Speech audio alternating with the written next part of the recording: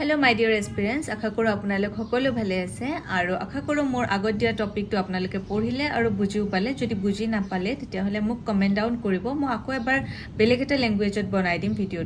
so এই টপিকটো net আৰু স্লেট দুটা এক্সামৰ কাৰণে বহুত ইম্পৰ্টেন্ট সো হেক কৰি ভিডিওটো চাব অকমান স্কিপ নকৰাকৈ সো নেট আৰু স্লেট লাইফ সায়েন্সৰ কাৰণে অসমীয়া কন্টেন্টৰ অকনমান স্কাৰচিটি আছে যেন মই অনুভৱ কৰো সেইকাৰণে অসমৰ ষ্টুডেন্টখিনিৰ কাৰণে মই অসমীয়াতে গুটি লাইফ সায়েন্সৰ টপিকসবোৰ কভাৰ কৰিব চেষ্টা কৰিছো but if you can't understand if you don't understand Assamese language then please comment down below I'll cover the same exact topic in English or Hindi as well for your convenience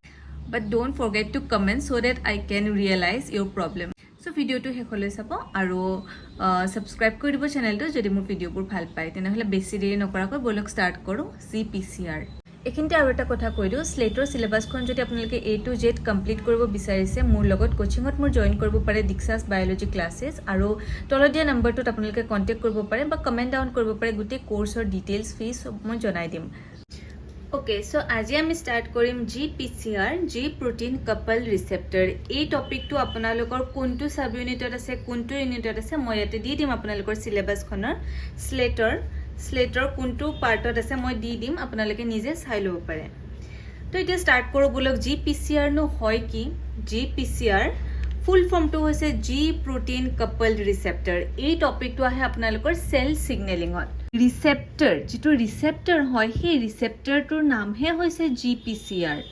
কিন্তু গুটে ফুল ফৰ্মটো যদি আমি চাও নামটোৱে ক'ব গুটেখিনি এটা এনেকুৱা ৰিসেপ্টৰ কি হয়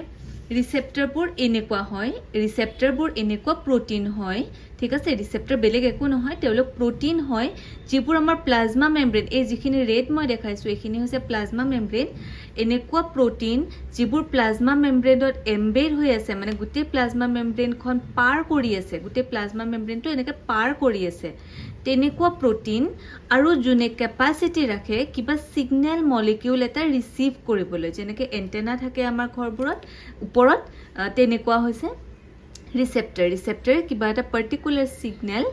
এটা পাৰ্টিকুলাৰ সিগন্যাল যিবিলাকক লিগেন্ড বুলি কয় সিগন্যাল মলিকিউল ৰিসিভ কৰিব ক্যাপাসিটি ৰাখে যিবোৰ প্লাজমা মেমব্ৰেনত এমবেড হৈ থাকে সোমাই থাকে তেনেকুৱা কিছুমান প্ৰটিনক কোৱা যায় ৰিসেপ্টৰ ঠিক আছে নামটোৱে কয় ৰিসিভ কৰে কিছুমান সিগন্যাল ৰিসিভ কৰি কি কৰে হিহতে সেলৰ এখিনিটো প্লাজমা মেমব্ৰেন হয় আৰু এবিলাকটো যদি ভিতৰখিনি চাও ভিতৰখিনি সাইটোপ্লাজম তাৰে ভিতৰত বহুত প্ৰটিন আৰু কিবা কিবি থাকিব নিউক্লিয়াছ থাকিব DNA থাকিব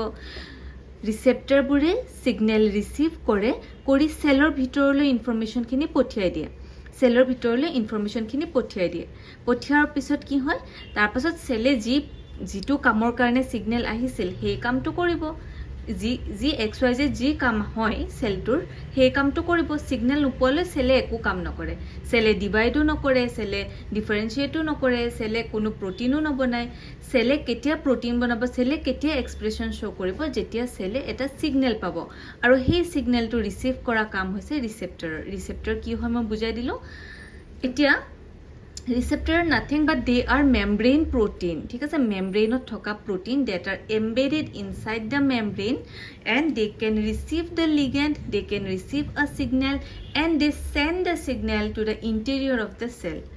বিভিন্ন ধৰণৰ ৰিসেপ্টৰ আছে আপোনালোকে ডিটেইল পঢ়িলে গম পাব তাৰে মাজৰ এটা বহুত ইম্পৰ্টেন্ট ৰিসেপ্টৰৰ নাম হৈছে GPCR এটা ৰিসেপ্টৰৰ নাম ঠিক আছে GPCR কেনেকুৱা ধৰণৰ ৰিসেপ্টৰ এনেকুৱা ৰিসেপ্টৰ যিটো ৰিসেপ্টৰ এটা G protein নামৰ প্ৰটিনৰ লগত কাপলড হৈ থাকে লগ লাগি থাকে ঠিক আছে ইহত দুটা লগ লাগি আছে এনেকৈ কাপল হৈ আছে এটা G protein নো কি হয় G protein is a trimeric ঠিক আছে G protein এটা ট্রাইমেরিক মানে ইয়াৰ তিনটা সাব ইউনিট আছে মনোমেরিক হলে অকল এটা সাব ইউনিট থাকিলে হেতেন এতিয়া যেটো G protein GPCR ত ইউজ হয় সেই G protein টো ট্রাইমেরিক হয় আৰু বেলেগ G protein আছে এতিয়া বৰ মই নকও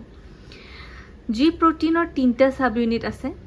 এটাৰ নাম হৈছে আলফা এটাৰ নাম বিটা এটাৰ নাম গামা সাব ইউনিট তিনটা সাব ইউনিট মিলি এটা G protein হয় এখিনি আমি বুজি পালো আৰু এই গুটেই G protein-টোৰ লগত লগ লাগি থাকে আমাৰ GPCR যেটো ৰিসেপ্টৰ অকনমান আমি G protein-ৰ বিষয়ে আৰু চাইলো প্ৰথমটো আমি গম পালো ইয়াৰ তিনটা সাব ইউনিট আছে তাৰ পাছত ইয়াৰ যেটো আলফা সাব ইউনিট হয় এই আলফা সাব ইউনিটটো ইয়াৰ মেইন সাব ইউনিট বা আমি ক্যাটালাইটিক সাব ইউনিট বুলি ক'ব পাৰো আলফা সাব ইউনিটটো হিৰো এনেকে জানি ললে হয় যেতিয়া জি প্ৰটিন এটা কেতিয়াবা এক্টিভো হ'ব পাৰে জি প্ৰটিন এটা কেতিয়াবা ইনএক্টিভো হ'ব পাৰে জি প্ৰটিনটো কেতিয়া এক্টিভ হয় যেতিয়া জি আলফা যেটো মেইন যেটো সাব ইউনিট হয় সেই মেইন সাব ইউনিটৰ লগত যেতিয়া জিটিপি লগ লাগি থাকিব তেতিয়া হেতুক active form of G protein বুলি কয় আৰু যেতিয়া জি আলফাটোৰ লগত জিডিপি লগ লাগি থাকিব তেতিয়া হেতুক inactive form of G protein বুলি কয় আৰু যেতিয়া এক্টিভ হ'ব তেতিয়াহে বাকিখিনি ফিউচাৰ কামখিনি কৰিব পাৰিব হেতু বৰ গম পালো জি আলফাত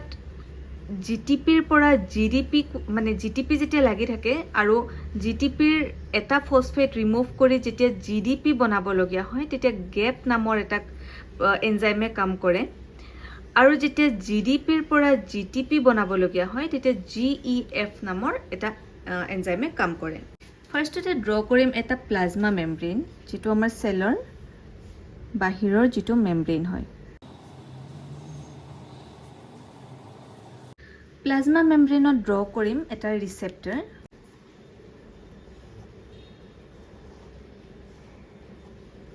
এই ৰিসেপ্টৰটোৰ নাম হ'ব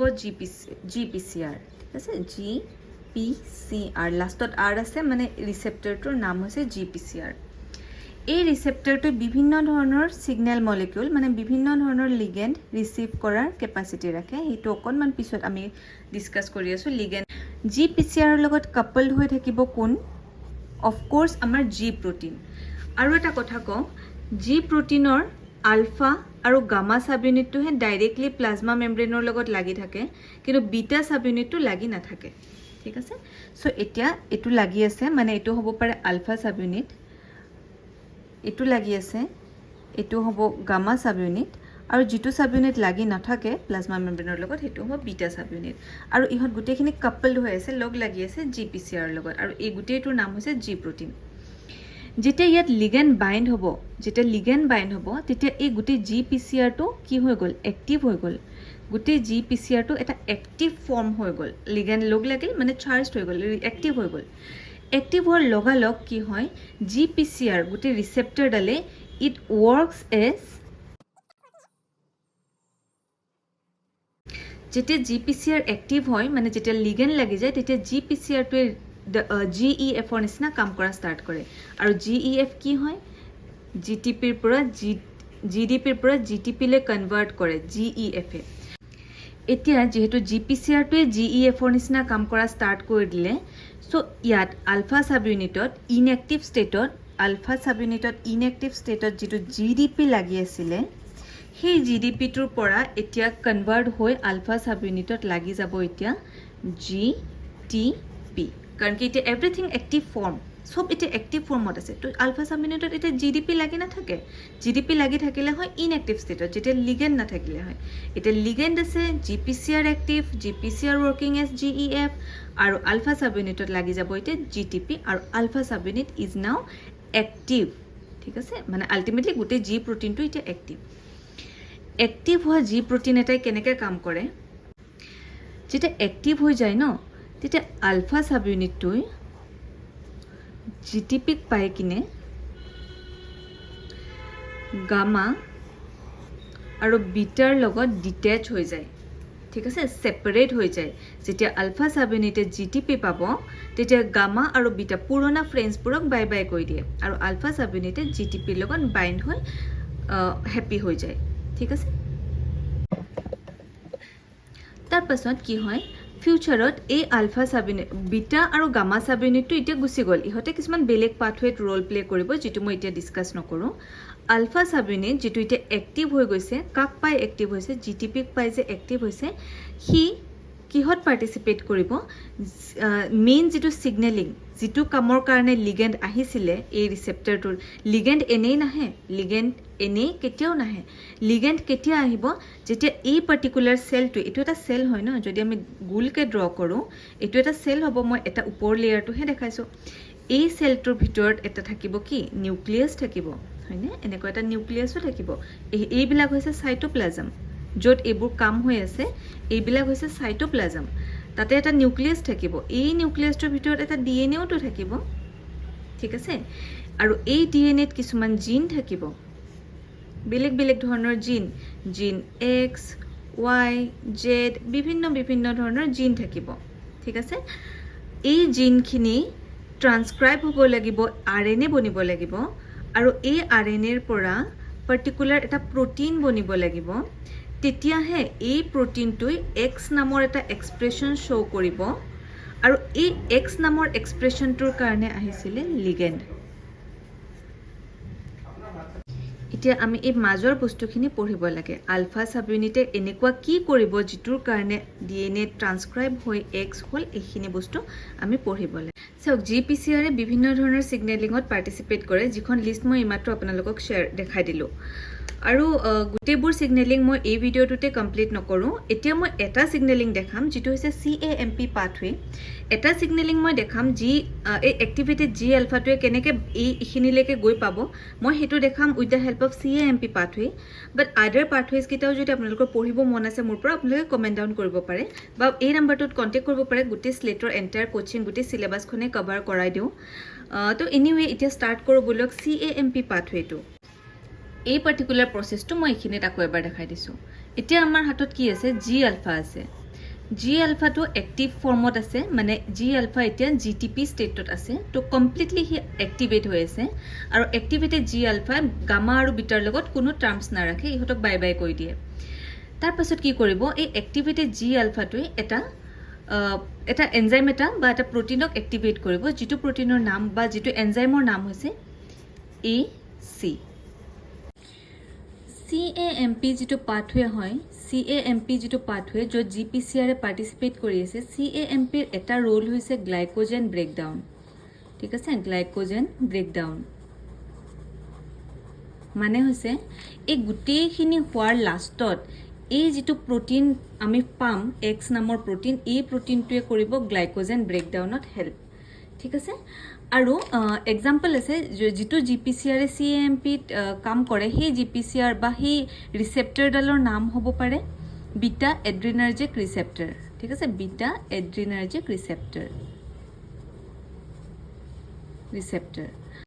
এই লিগেণ্ডটোৰ নাম হ'ব পাৰে এপিনেফ্ৰিন এক্সাম্পল হয় ঠিক আছে বিভিন্ন ধৰণৰ জিপিচিআৰ থাকিব পাৰে বিভিন্ন ধৰণৰ CAMP পাথৱে থাকিব পাৰে এইটো এটা এক্সাম্পল মই ভালকৈ দেখাই দিছোঁ বেলেগ এটা পেজত যিটো পাথৱেৰ নাম হৈছে CAMP পাথৱে ঠিক আছে which is the first type of GPCR mediated pathway বহুতকেইটা দেখালোঁ তাৰে এটা হৈছে CAMP পাথৱে ইয়াতে যিটো ৰিচেপ্টৰে GPCRৰ নিচিনাকৈ কাম কৰিব মানে ইয়াৰে যিটো GPCR হয় তাৰে স্পেচিফিক নাম থাকে যিটো ৰিচেপ্টৰডালৰ নাম হ'ব পাৰে বিটা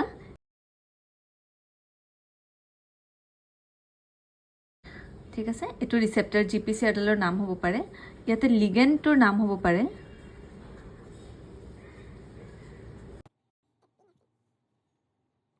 তোৰ নাম হ'ব পাৰে বিটা এড্ৰিনাৰ্জিক ৰিচেপ্টৰ GPCRডালৰ নাম হ'ব পাৰে আৰু গোটেই পাথৱেটো চলিব CAMP পাথৱে এতিয়া মই প্লাজমা মেমব্ৰেন এটা ড্ৰ কৰি দিওঁ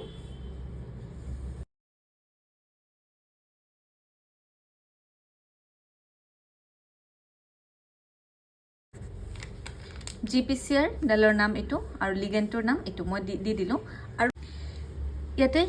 যেহেতু এতিয়া লিগেণ্ড আৰু ৰিচেপ্টৰ বাইণ্ডিং হৈ গ'ল ৰিচেপ্টৰ এক্টিভ হৈ গ'ল ৰিচেপ্টৰ এক্টিভ হোৱাৰ কাৰণে কি এক্টিভ হ'ব এতিয়া যিটো জি আলফা ফাৰ্ষ্টতে যিটো GDPৰ লগত বাইণ্ড হৈ আছিলে সেইটো কাৰণ কি এতিয়া ৰিচেপ্টৰডালে GEFৰ নিচিনা কাম কৰি আছে সেইকাৰণে ইহঁত আৰু গামা আৰু বিটা গোটেইবোৰ লগ লাগি আছিলে কিন্তু এক্টিভেট হোৱাৰ কাৰণে কি হ'ব এতিয়া জি আলফাটো GTPৰ লগত বাইণ্ড কৰি যাব আৰু জি আলফা এক্টিভ হ'ব আৰু যিটো গামা আৰু বিটা ইহঁতৰ লগত জি আলফা ডিটেচ হৈ যাব এইখিনি মই আগতীয়াকৈ কৈ দিলোঁ এক্টিভেটেড জি আলফা কি কৰিব এক্টিভেটেড জি আলফা ACক এক্টিভেট কৰিব এডিনাইলেজ সাইক্লেজক এক্টিভেট কৰিব এডিনাইলেজ সাইক্লেজ যেতিয়া এক্টিভেট হৈ যায়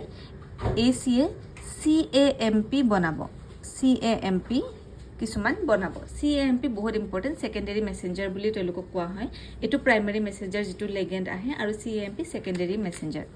ঠিক আছে CAMP যেতিয়া সেলত বাঢ়ি যাব CAMP যেতিয়া বাঢ়ি যাব তেতিয়া CAMP আকৌ এটা বেলেগ এটা প্ৰটিনক এক্টিভেট কৰিব যেটোৰ নাম হৈছে PKA ঠিক আছে PKA কেনেকুৱা ধৰণৰ প্ৰটিন হয়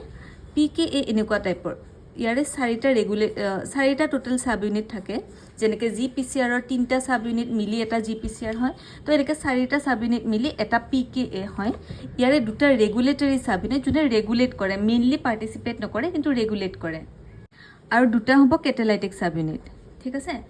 তো কি হয় CAMP বিলাক যেতিয়া এনেকৈ থাকে PKA টো যেতিয়া এনেকুৱা থাকে তেতিয়া PKA ইনএক্টিভ হয় PKA ইনএক্টিভ হয় যেতিয়া ৰেগুলেটৰী আৰু কেটালাইটিক সব মিলি থাকিব তেতিয়া PKA ইনএক্টিভ হৈ থাকে যেতিয়া CAMP বাইন্ড কৰে ইয়াৰে ৰেগুলেটৰী সাব ইউনিটত এনেকৈ চাৰিটা মানে এটা সাব ইউনিটত দুটাকে ৰেগুলেটৰী সাব ইউনিট গেটা টোটাল চাৰিটা CAMP বাইন্ডিং সাইট আছে কেটালাইটিকত নাই দেই অকল ৰেগুলেটৰীত আছে চাৰিটা মানে এটাত দুটাকৈ এই CAMP বাইন্ডিং সাইট কেইটাত আহি CAMP বাইন্ড কৰিব CAMP ক'ৰ পৰা পাইছিলো আমি AC ৰ পৰা CAMP পাইছিলো বাইন্ড কৰিলে বাইন্ড কৰাৰ কাৰণে কি হয় ৰেগুলেটৰী সাব ইউনিট গিটাই যেতিয়া CAMP পাই যায় তেতিয়া কেটালাইটিক সাব ইউনিট গিটাক বাই বাই কৈ দিয়ে কেটালাইটিক সাব ইউনিট ডিটেচ হৈ যায় এৰা যায় ৰেগুলেটৰী সাব ইউনিটৰ পৰা এই কেটালাইটিক সাব ইউনিট গিটা কোড গুছি যাব এটো আমাৰ নিউক্লিয়াছ আৰু এবিলাক যি হৈ আছিল সব সাইটোপ্লাজমত হৈ আছিল কেটালাইটিক সাব ইউনিট গিটা নিউক্লিয়াছৰ ভিতৰত গুছি যাব নিউক্লিয়াছৰ ভিতৰত আমাৰ এটা DNA আছে DNA সাপোজ এইখিনি জিন X নামৰ জিন যোনে এনেকুৱা এটা প্ৰটিন বনাব যেটো প্ৰটিনে গ্লাইকোজেন ব্ৰেকডাউন কৰিব কাৰণ কি ইহতৰ মেইন কাম আছিল ইহতৰ ৰোলটো আছিল কি গ্লাইকোজেন ব্ৰেকডাউন তো ফাইনালি X নামৰ প্ৰটিনটো গ্লাইকোজেন ব্ৰেকডাউন কৰিব এটা চাইলো আমি কি হয় কেটালাইটিক সাব ইউনিট কিটা যেতিয়া ৰেগুলেটৰী সাব ইউনিটে এৰি দিলে বাই বাই কলে তেতিয়া ইহত নিউক্লিয়াছত সোমাব নিউক্লিয়াছত এটা ক্ৰেব নামৰ এটা ট্ৰান্সক্ৰিপশন ফ্যাক্টৰ আছিল ভাল প্ৰটিন এটা আছিল যেটো ইনএক্টিভ হৈ আছিল কাৰণে সেড হৈ আছিল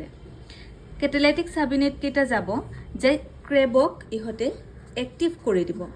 ক্ৰেব নামৰ প্ৰটিনক ইহতে এক্টিভ কৰি দিব ক্ৰেব এক্টিভ ক্ৰেব হ্যাপি লগতে তেতিয়া কি হ'ব ক্ৰেব যেহেতু ট্ৰান্সক্ৰিপশন ফ্যাক্টৰ ইহতে ট্ৰান্সক্ৰিপশন কৰিব মানে DNA পৰা RNA বনাব তো ক্ৰেব গৈ কিনে এখিনিত বহি দিব এই জিনটোৰ ওপৰত ক্ৰেব বহি দিব ইমান দেৰি ক্ৰেব যাব পৰা নাছিল ইয়ালৈ কাৰণ কি ক্ৰেব ইনএক্টিভ হৈ আছিল ক্ৰেবক কেটালাইটিক সাব ইউনিট গিতে এক্টিভ কৰি দিব আৰু লগতে আৰু এটা প্ৰটিন ইয়াত আহি যায় যেটোৰ নাম হৈছে Krebs binding protein Krebs DNA ত বহিলে ক্ৰেব বাইন্ডিং প্ৰটিনে ক্ৰেবৰ ওপৰত বহি এই ইহতৰ যেটো বাইন্ডিং এটুক ষ্ট্ৰং কৰে ক্ৰেব আৰু DNA ৰ বাইন্ডিংটোক ষ্ট্ৰং কৰে CBPA এতিয়া ক্ৰেবে কি কাম কৰিব কাৰণ কি ক্ৰেবৰ নামে হৈছে ট্ৰান্সক্ৰিপশন ফ্যাক্টৰ মানে হি ট্ৰান্সক্ৰিপশনত হেল্প কৰিব ট্ৰান্সক্ৰিপশন মানে কি DNA ৰ পৰা RNA হোৱা তো X নামৰ RNA ও হল DNA ৰ পৰা এতিয়া RNA ৰ পৰা আমি জানো প্ৰটিন হয় প্ৰটিন কোড হয় প্ৰটিন আকৌ সাইটোপ্লাজমত হয় নিউক্লিয়াছৰ পৰা ওলাই যাব X নামৰ RNA টো আকৌ সাইটোপ্লাজমলৈ ওলাই গল যোৱাৰ পাছত ইয়াত X নামৰ এটা প্ৰটিনো ফৰ্ম হল আৰু আমি জানো যে কোনেও ইয়াৰ মাজৰ DNA RNA কোনেও কাম কৰিব নোৱাৰে মেইন ফাইনাল কাম কোনে কৰে প্ৰটিনে কৰে তো X নামৰ প্ৰটিনটোই কামটো কৰিব কি কাম কৰিব